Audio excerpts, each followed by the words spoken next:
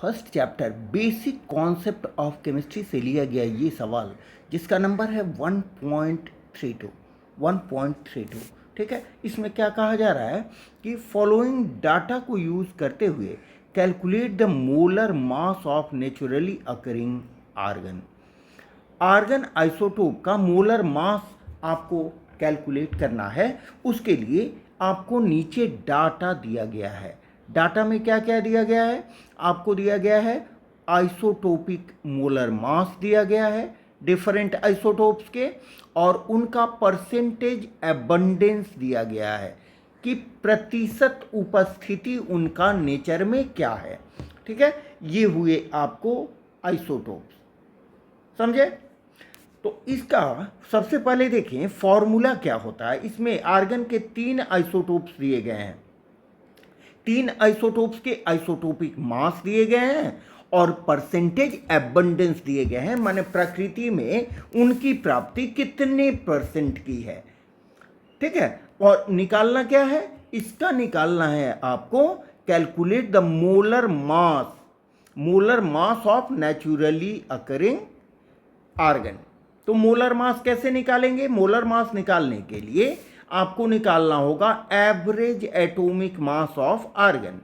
Average atomic mass of argon, जिसके लिए formula हमने यहां लिख रखा है कि average atomic mass of argon is equal to percentage abundance, माने किसी एक आइसोटोप का percentage abundance divided by 100 multiplied by isotopic molar मास।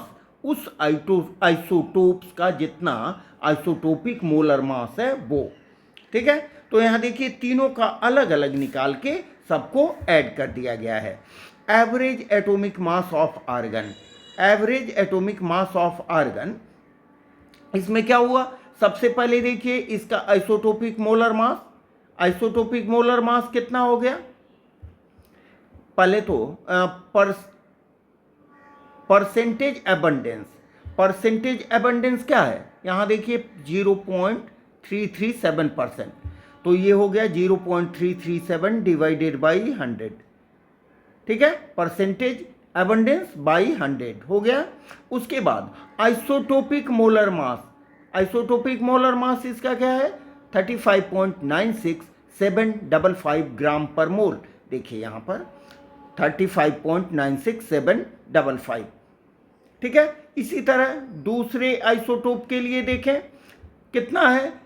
0.063%, तो ये हो गया 0.063% बाई 100 मल्टीप्लाइड बाई इसका आइसोटोपिक मोलर मास कितना है? 37.96272। ठीक है, ये देखिए 37.96272। और थर्ड का परसेंटेज क्या है? 99.6% डिवाइडेड बाई 100।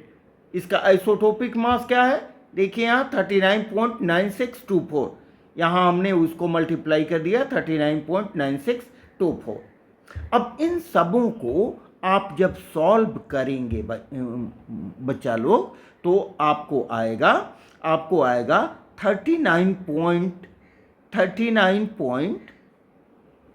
देखिए यहाँ पॉइंट है 39.9476776। ठीक है, विच इज इक्विवेलेंट टू 40, जो इसका एवरेज एटॉमिक मास हम कंसीडर करते हैं।